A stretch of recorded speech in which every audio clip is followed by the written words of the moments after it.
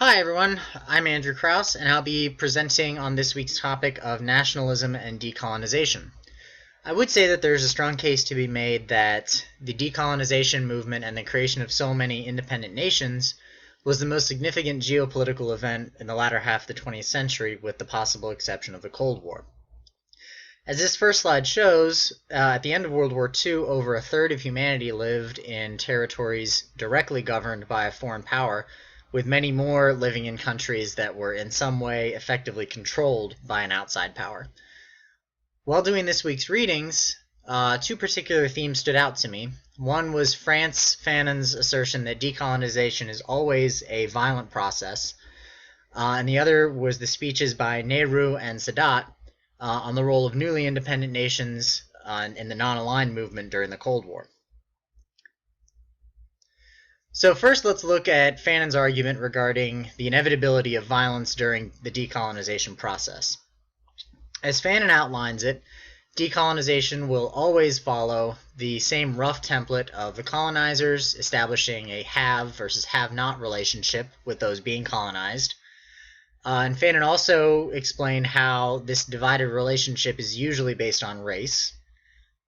This creates, or the creation of these two different societies, usually along racial lines, with the foreigners overseeing the locals, creates a powder keg of resentment that will, according to Fanon, boil over into violence as the locals rise up. I found it interesting that from Fanon's view, he doesn't necessarily see independence or the expulsion of the foreigners as the goal of the uprising, so much as the desire of those being subjugated to replace the rulers and become the ruled themselves, even if the former colonizers stick around, as long as the locals are the ones on top. Comparing Fanon's thesis with many of the cases illustrated in the Palmer and Colton readings seem to validate Fanon's argument. I've highlighted just a couple of cases here, including the Egyptian uprising of 1919, which is obviously before World War II, the Vietnamese expelling the French, and resulting in the Battle of Dien Bien Phu in 1954, and the Algerian War of the 1960s. And here are a couple more cases: the Belgians in the Congo, the Mau Mau uprising in Kenya against the British, and then the Portuguese in Angola, which ended up involving many more outside powers as it turned into a Cold War struggle. Of course, we could go back much further than these cases and find many other examples that validate Fanon's point, going all the way back to the American Revolution and the campaigns of Simon Bolivar in South America. Looking at the many other instances in the Palmer and Colton readings, it definitely seems like the weight of evidence is on Fanon's side, in that colonization or decolonization is always a violent process. And yet, as with most rules, there are notable exceptions. While India's independence eventually led to several wars with Pakistan and the relocation of millions of people, the actual independence movement itself was rather peaceful, in no small part due to the extraordinary influence of Mahatma Gandhi. And while South Africa's experience ending apartheid in 1990 wasn't necessarily going through an independence movement, it was just then finally throwing off the mantle of apartheid that was a direct result of South Africa's colonial past. So, and again, it was the influence of a charismatic and heavily influential leader, in this case Nelson Mandela, that kind of kept that process from devolving into violence. So while Fanon might have sheer numbers on his side to support his argument, the fact that by far the largest independence movement of this time period, that of India, was achieved through largely nonviolent means, I think means that the inevitability of violence prescribed by Fanon might not be so inevitable. So while cases such as India prove that the actual process of decolonization can be peaceful, that doesn't necessarily mean that the result of decolonization will lead to peace. An examination of international armed conflicts since 1945 shows that the vast majority of interstate as well as internal conflicts have occurred either within or between nations that were founded after World War II. So, and just thinking of the major military engagements that the United States has been involved in since World War II, the Korean War, Vietnam, Iraq in 1991, Somalia in 93, Bosnia and Kosovo, Afghanistan following 9/11, Libya, now Syria, as well as several other nations within the Middle East and Africa on a very small scale. All of these nations were either colonies at some point or were the result of some sort of external creation, such as Afghanistan, and only gained full independence relatively recently.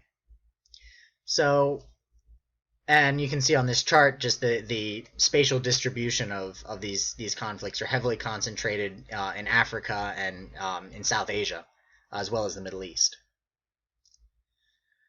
So I suppose it's natural for newly created nations to experience violent growing pains as they struggle to discover their own identities, which even Great Britain and the United States did with their own civil wars.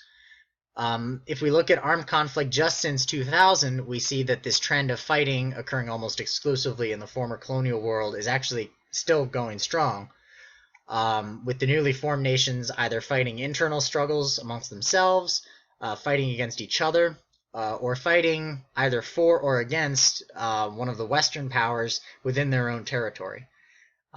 Russia and Turkey on this map being the notable exceptions, along with Colombia and Peru.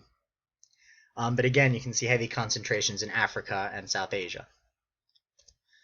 So the second theme that I took away from this week's readings was the comparison of Nehru and Sadat's speeches to the Pan-Asian African conferences. While they framed their arguments differently than Nehru and Sadat did, they both appeared to stress the importance of keeping the newly independent nations of the world outside of the influence of the two major power blocs. So again, NATO highlighted here in yellow and the Warsaw Pact in red. This map shows the sheer size and potential that such a third world non-aligned bloc would have, particularly if it was expanded to include the nations of Latin America, which neither Nehru nor Sadat explicitly mentioned in their speeches. The portion of the world highlighted in green here would control significant amounts of almost every natural resource on Earth, especially when it comes to energy, as well as controlling several strategic choke points, the Straits of Malacca, Gibraltar, the entry to the Persian Gulf and the Red Sea, and would influence affairs on almost every continent. So reading particularly Sadat's speech, it sounded like this type of unified movement was his vision to counter the influence of the Northern Hemisphere powers.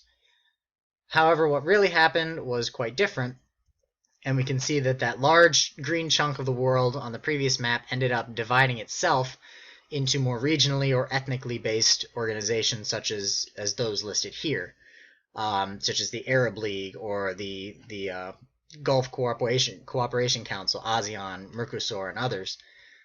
So rather than having one unified former colonial organization, you end up having them based on regions or language or ethnicities or race, or other kind of more basic similarities. So the fact that these smaller, less powerful organizations replaced Sadat's dream of a third world united in opposition to the US and the USSR, I think greatly weakened the overall power of the former colonies vis-a-vis their former colonizers.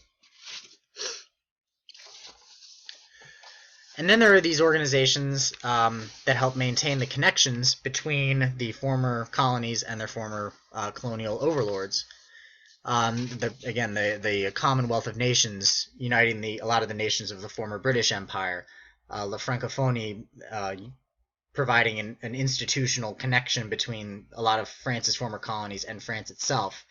The Commonwealth of Independent States for the nations of the former USSR. So a lot of these organizations kind of counter what Sadat and Nehru were emphasizing, which was having these former colonies kind of stand up for themselves and strike their own paths in the world, whereas you have organizations such as these that maintain that strong connection between the former colonial powers and their former colonies. So to wrap it up, I have some questions for discussion for everybody. The first of the questions is, given the fact that most of the independence movements resulted in violence, and that the formerly colonized areas of the world remain the more violent areas of the world, in your opinion, do you think decolonization was worth it? Was the freedom that they gained worth the ongoing instability and violence that a lot of these areas are experiencing.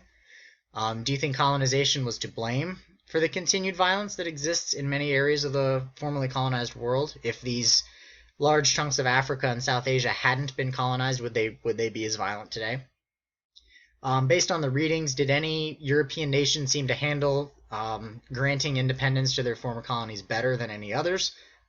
And lastly, do you think the connection between former colonies and the former colonizers, such as the Commonwealth of Nations, La Francophone, do you think those are stronger connections than the former colonies have to other former colonies outside of their regions, for example, than any connection that Algeria might have with India? So I throw those out to the class, and look forward to hearing